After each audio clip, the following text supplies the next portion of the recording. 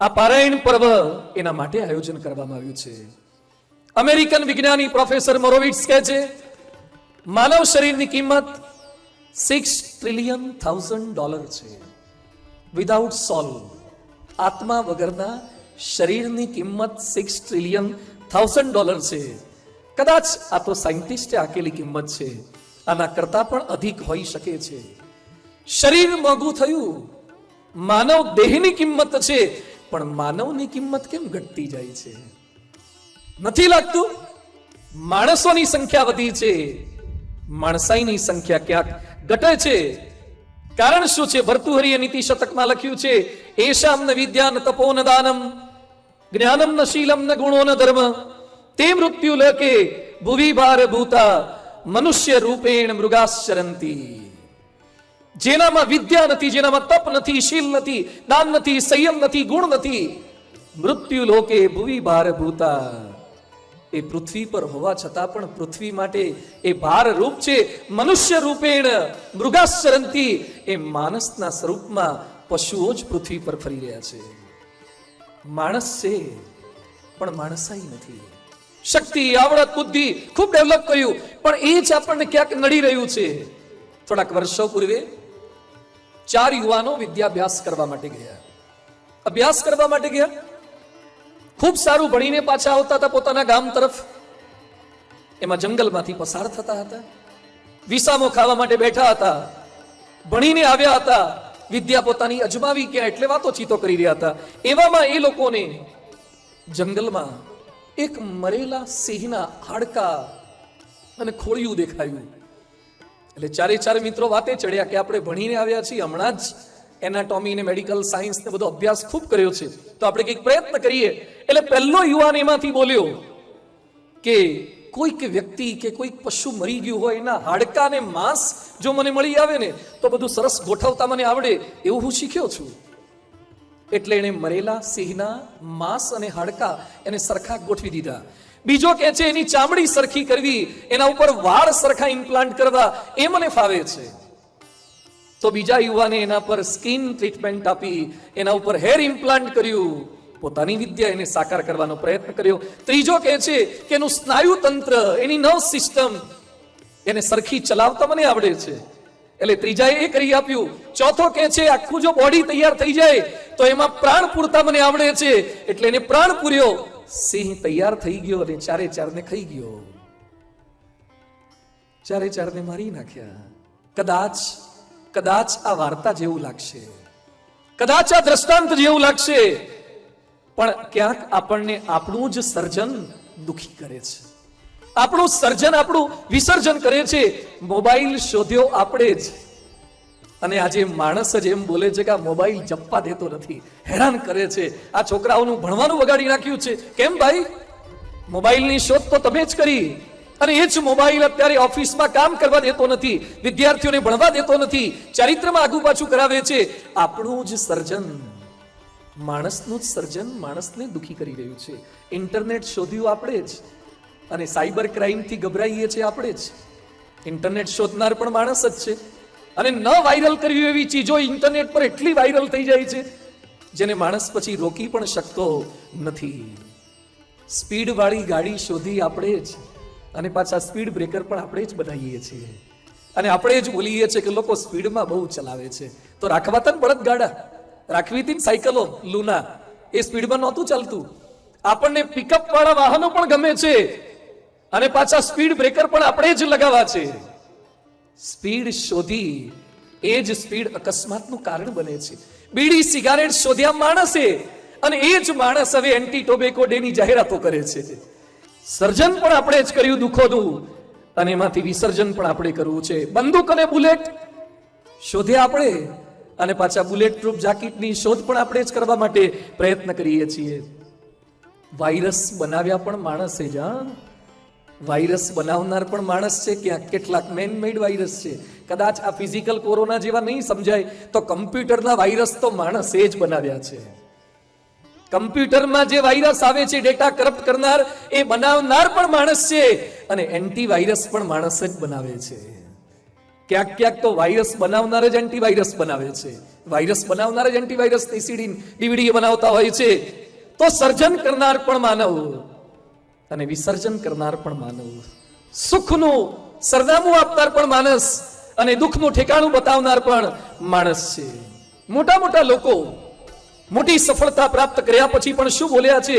જેણે પરમાણુ બોમ્બનું સર્જન કર્યું, ઓપનહાઇમર, બહુ જ મોટા ભૌતિક વિજ્ઞાની થઈ ગયા ઓપનહાઇમર. એ ઓપનહાઇમર બોલ્યા, એને જાપાનમાં જ્યારે હિરોશીમા અને નાગાસાકી પર બોમ્બ ફોડાયા, બોમ્બ જીકાયા, લાખો લોકો મૃત્યુ પામી ગયા. અને એ વખતે ઓપનહાઇમરે આ તકલીફો જોયા પછી વિજ્ઞાની તરીકે રાજીનામું આપી દીધું અને પછી પોતે બોલ્યા છે કે હવે આજીવન બોમ્બ ન બને એના માટે હું પ્રયત્ન કરીશ. અને પોતે એક સ્ટેટમેન્ટ આપ્યું છે કે હું નિષ્ફળ જીવન જીવ્યો છું. શા માટે? બાહ્ય સફળતા ખૂબ પ્રાપ્ત કરી, પણ જ્યાં સુધી માનવતા ના આવે, જ્યાં સુધી સદગુણો ના આવે, ત્યાં સુધી દરેક વ્યક્તિએ ક્યાંક ને ક્યાંક પસ્તાવું પડે છે. જે સાધુ સમાજની સળગતી સમસ્યા પર વાત ન કરી શકે અને લોકોને સાચી એક દિશા દર્શન ન કરાવી શકે તો એ સંતત્વ નથી. પરમ પૂજ્ય પ્રમુખ સ્વામી મહારાજે 95 વર્ષ સુધી એ કાર્ય કર્યું હતું, પોતાના વાણી, વર્તન અને વિચારોને આધારે. એમના જ શતાબ્દી મહોત્સવ ઉપક્રમે આ ખૂબ સુંદર આયોજન રાજકોટની આંગણે થયું છે. આજનો વિષય છે માનવ જો ધારે તો. માનવ જો ધારે તો શું કરી શકે છે? હું માનવી માનવ થાઉં તો ઘણું, એ શબ્દો તો આપણે સાંભળ્યા છે, પણ આજે મારે વાત કરવી છે માનવ જો ધારે તો શું કરી શકે. શાસ્ત્રો શું શીખવાડે છે, આધુનિક વિજ્ઞાન શું શીખવાડે છે, મહાપુરુષોએ શું વાત કરી છે અને આધુનિક લેખકો કવિઓ શું વાત કરે છે, એના આધારે માનવના જીવનને સાચી દિશા બતાવવાની એક વાતોનો પ્રવાહ અહીંથી વહેવડાવવો છે. કોરોનાના કઠણ કાળમાંથી આપણે પસાર થયા અને ખરેખર આટલી જનમેદની જોઈ, રેસકોર્સના મેદાનમાં સોશિયલ ડિસ્ટન્સ વગર બેઠેલા આટલા માણસોને જોઈને ખૂબ આનંદ થાય છે.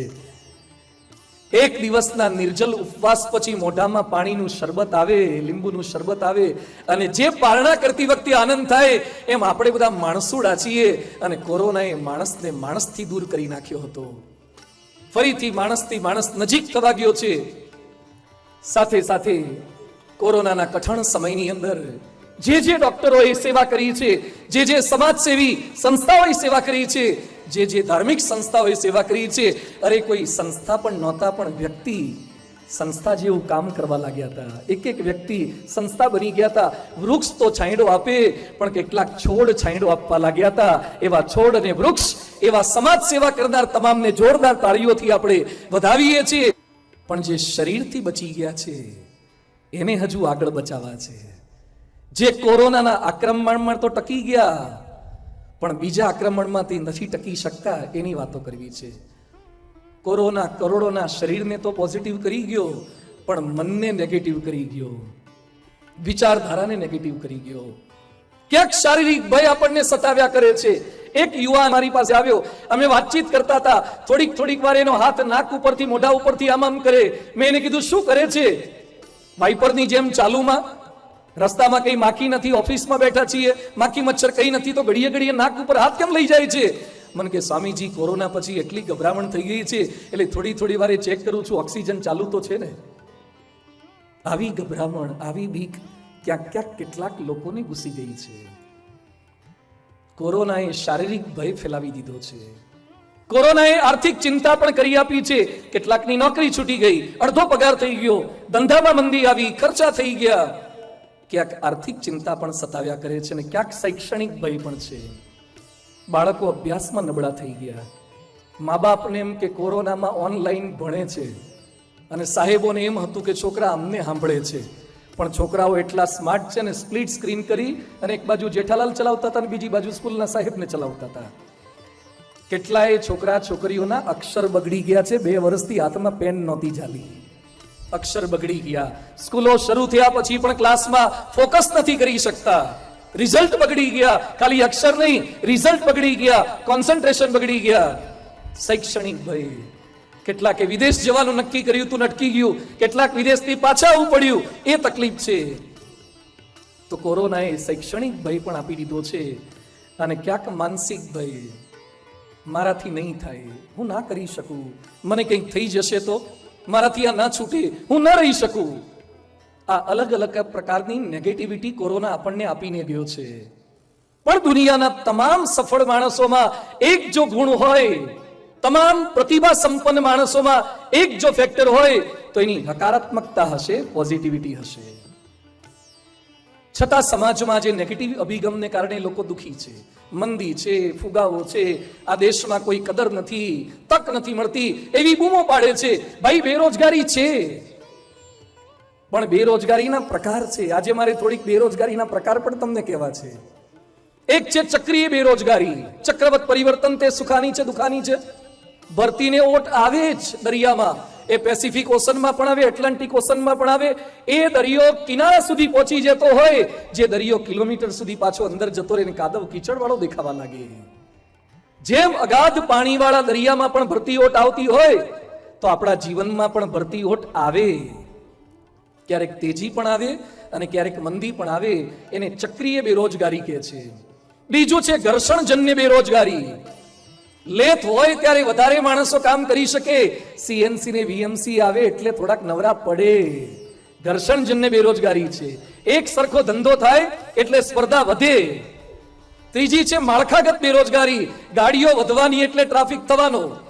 પેલા આપણા ઘરેથી રેસકોર્સ આવતા કેટલો સમય લાગતો હતો, હવે કેવો સમય લાગે છે. પાછા આપણે રોડ પર નીકળીએ ત્યારે શું બોલે, રાજકોટમાં ગાડીઓ બહુ વધી ગઈ. તો તું ના નીકળ્યો? તને બીજાની ગાડી નડે છે તો આપણી ગાડી બીજા કોઈ નહીં નડતી હોય? યાદ રાખજો, રાજકોટમાં ગમે તેટલા ઓવરબ્રિજ બને ને તો પણ ટ્રાફિક તો ક્યાંક વધવાનો તો ખરો, કારણ કે જનસંખ્યા વધે છે અને વાહન સંખ્યા વધે છે. બનીને કોર્પોરેશન કેટલા બ્રિજ બનાવે, કેટલા રોડ પહોળા કરી શકે, એની પણ કંઈક લિમિટેશન હોય છે.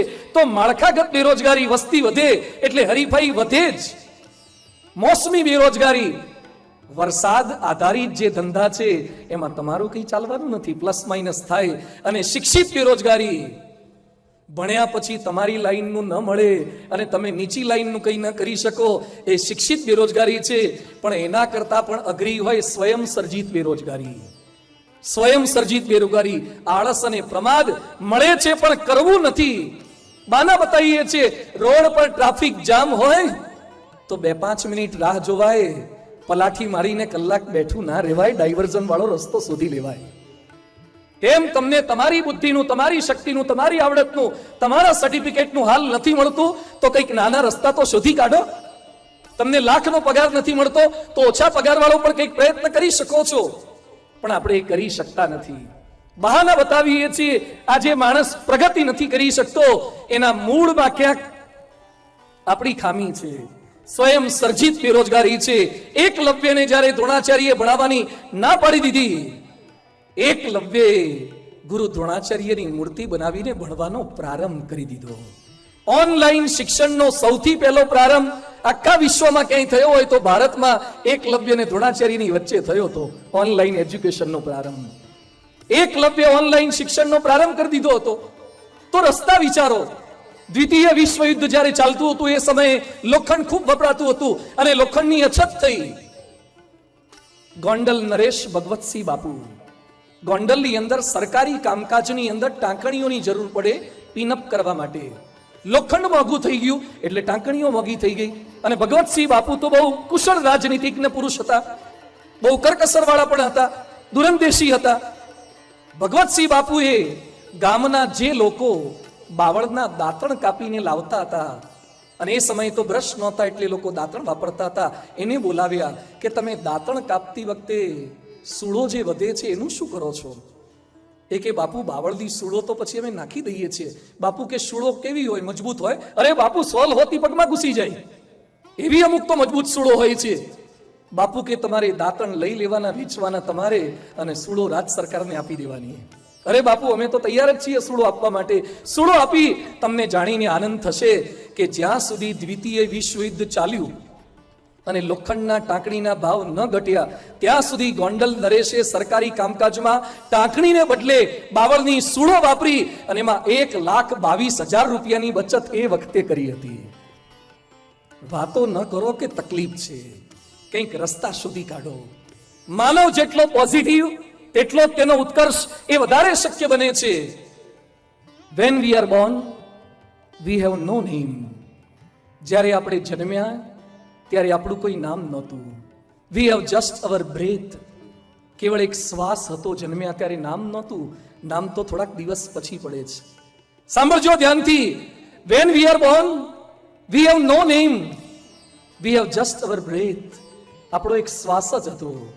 When we die, we have no breath, just our name. જ્યારે મરીશું ત્યારે શ્વાસ નહીં હોય, ખાલી નામ હશે. લોકો બોલશે, કોણ ગયું? ફલાણા ભાઈ ગયા. નામથી બોલશે. શું ગયું? છેલ્લો શ્વાસ ચાલી રહ્યો છે, શ્વાસ જતો રહેશે, નામ રહેશે. Life is a journey between name and breath.